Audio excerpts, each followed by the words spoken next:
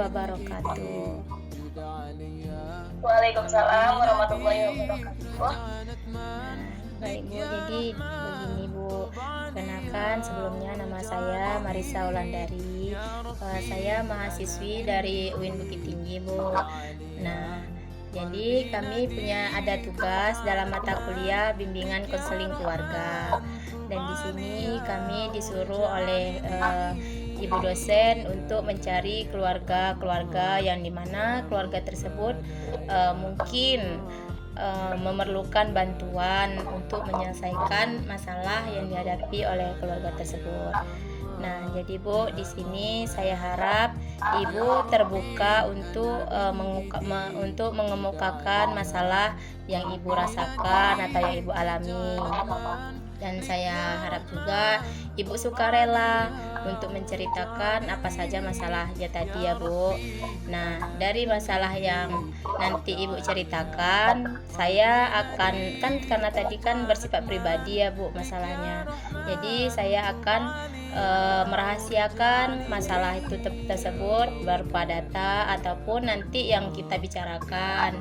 Nah, jadi Bu nggak perlu khawatir ataupun takut jika masalah Ibu terbongkar ataupun tahu oleh orang-orang lain Bu. Jadi di sini saya akan merahasiakannya. Dan juga saya harap masalah yang Ibu alami itu memang masalah yang sekarang yang perlu diatasi, yang memang masalah yang sangat mengganggu pikiran Ibu dan keluarga. Baiklah Bu, dari yang telah saya sampaikan tadi, apakah ada yang ingin Ibu tanyakan lagi Bu? Nah, baik Bu, kan dikarenakan tadi Ibu sudah paham tentang tujuan dan juga langkah-langkah dari kegiatan kita pada hari ini Bu. Nah, jadi di sini coba Ibu ceritakan apa saja masalah yang Ibu rasakan untuk saat ini Bu. Baiklah, sebelumnya terima kasih kepada Ibu Marisa sudah memberi kesempatan untuk saya untuk mencurahkan apa yang sedang saya rasakan. Di sini saya sudah berumah tangga sekitaran 10 tahun lebih. Maklum Bu, dalam rumah tangga pasti ada konflik. Nah, di sini saya merasakan konflik bersama suami saya. Oh, jadi Ibu merasa ada konflik dengan suami Ibu ya Bu. Nah, jadi di sini bisa Ibu ceritakan lebih luas lagi Bu, lebih detail lagi kenapa bisa terjadi konflik antara Ibu dan suami? Ini mengakibatkan saya konflik dengan suami itu karena dari faktor ekonomi. Saya memiliki 2 anak, 1 laki-laki dan 1 perempuan, yang mana anak saya ini masih dalam proses tadi atau dalam proses belajar, jadi tentu pengeluarannya sangat banyak gitu Bu. Begitu ya Bu. Nah, apakah ada faktor lain Bu selain faktor ekonomi yang membuat Ibu dan Bapak bisa berakhir menjadi konflik gitu Bu? Oh iya Bu, selain daripada konflik karena ekonomi, ada juga karena suami makin lama makin keras, kasar orangnya, egois gitu, dan main tangan kayak gitu Bu. Jadi saya tidak kuat lagi. Kalau boleh tahu Bu, sejak kapan ya Bu mulai terjadinya konflik antara Ibu dan suami? Terjadinya konflik itu udah 1 tahun akhir ini Bu. Dan di balik konflik itu dari perekonomian, perekonomian akhirnya dia mulai berubah sifatnya Bu, jadi egois, kasar. Oh, jadi begitu. Apakah sekarang Bapak masih seperti itu Bu terhadap Ibu, atau masih sering memukul ataupun kayak masa bodoh gitu Bu terhadap Ibu dan juga anak-anak Ibu Bu? Iya Bu, masih dengan sifatnya yang keras seperti sekarang Bu. Itu yang dapat mengakibatkan anak-anak saya seperti trauma karena pernah melihat berantem atau konflik antara saya dan suami saya, Bu, begitu.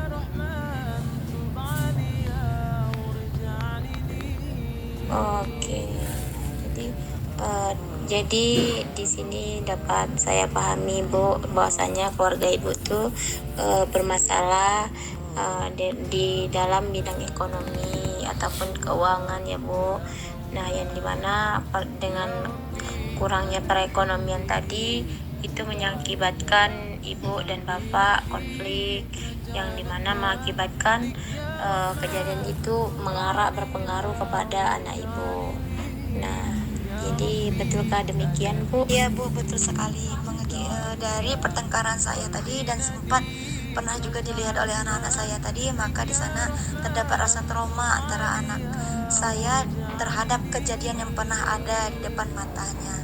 Nah, maka dari itulah yang mengakibatkan saya dan suami akhirnya mengakhiri hubungan kami yang hampir 10 tahun tadi. Oh, jadi begitu ya Bu, yang dimana akibat dari konflik tadi itu jadi sekarang ibu dan bapak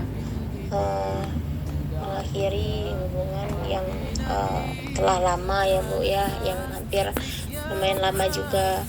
Nah, di sini apakah adik merasa kayak terganggu gitu juga karena yang diakibatkan oleh perceraian ibu dan bapak adik. Nah, gimana perasaan adik? Iya Bu, saya merasa takut dan merasa trauma, apalagi di saya melihat kekerasan ayah terhadap ibu di saat itu. Oh, jadi begitu. Nah, apakah dengan trauma tersebut membuat pelajaran adik di sekolah terganggu ataupun adik sering melamun gitu selama di sekolah ataupun sedang bermain dengan teman-teman adik? Iya Ibu, sangat terganggu. Lagian masih suka menyendiri karena traumanya melihat ayah dengan ibu bercerai. Itu, terima kasih adik. Nah, kepada ibu, apakah semenjak perceraian tersebut komunikasi ibu dan juga bapak masih berjalan atau masih baik atau bagaimana Bu? Dari perceraian tadi saya dan suami, komunikasi antara saya dan suami sudah berkurang. Namun nafkah untuk nyekolahin anak dan berbagai macam kebutuhan, alhamdulillah suami masih tetap melakukan atau menafkahi anak-anaknya sebagaimana mestinya. Namun komunikasi antara saya dan suami sudah berkurang. Apakah ada tindakan ataupun usaha dari ibu ataupun bapak sendiri terkait komunikasi antara bapak dan ibu?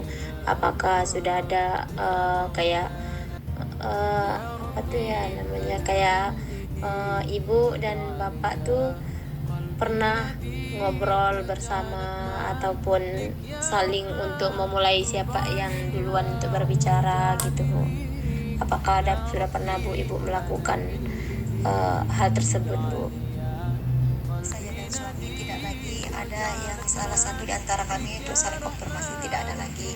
Kami sudah benar-benar mengkomunikasi Bu. Namun untuk dengan anak dia tetap menjalankan tugasnya dan semua itu diserahkan kepada anak-anak. Saya tidak ikut campur atas urusan hak yang telah diberikan suami untuk anak. Oh, jadi begitu ya Bu. Nah, kalau boleh saya tahu Bu, ibu dan bapak sudah berapa lama bercerainya ya? Ya, saya dan suami berpisah sudah hampir 6 bulan Bu. Masih lumayan baru juga ya Bu. Nah, apakah setelah ibu dan bapak bercerai, ibu ada kegiatan lain begitu Bu, seperti kayak buka usaha ataupun hal yang lain untuk mencukupi kebutuhan ibu sehari-hari dan juga anak-anak Bu?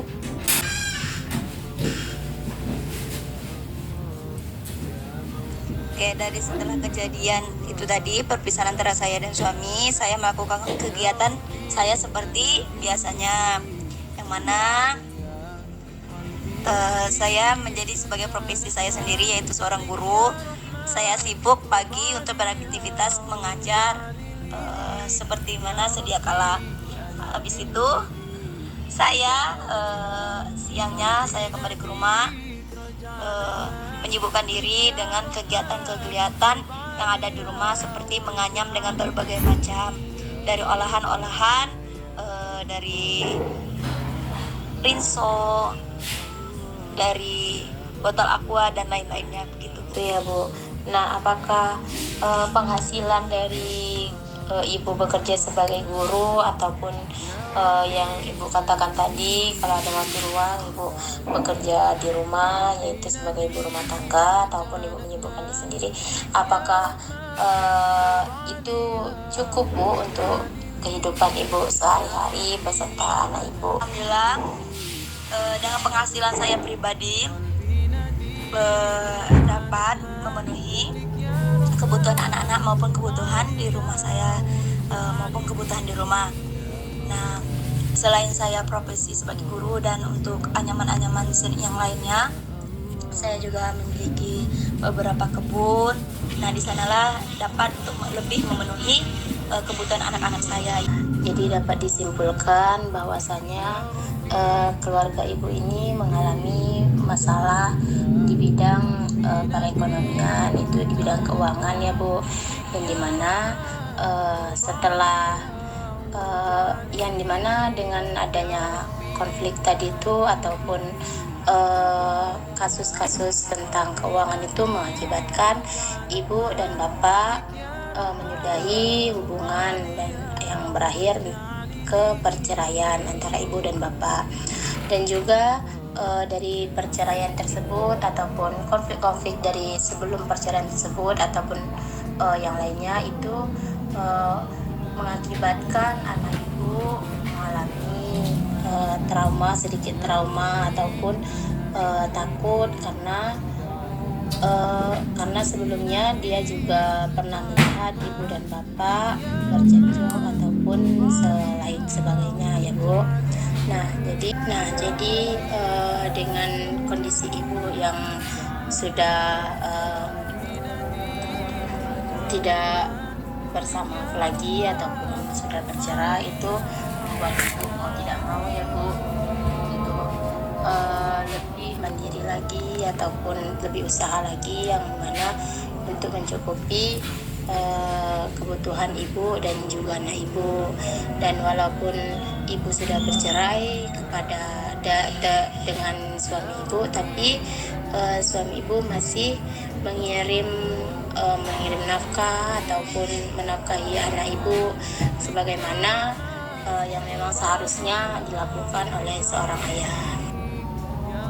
Nah, dikarenakan waktu juga tidak memungkinkan lagi. Nah, kan kita di sini sudah berada di akhir ya Bu.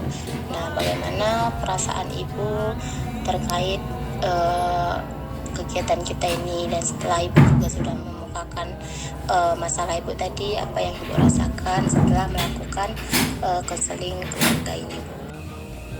Benar Bu, dengan berakhir hubungan kami, semua itu saya banyak dapat pelajaran.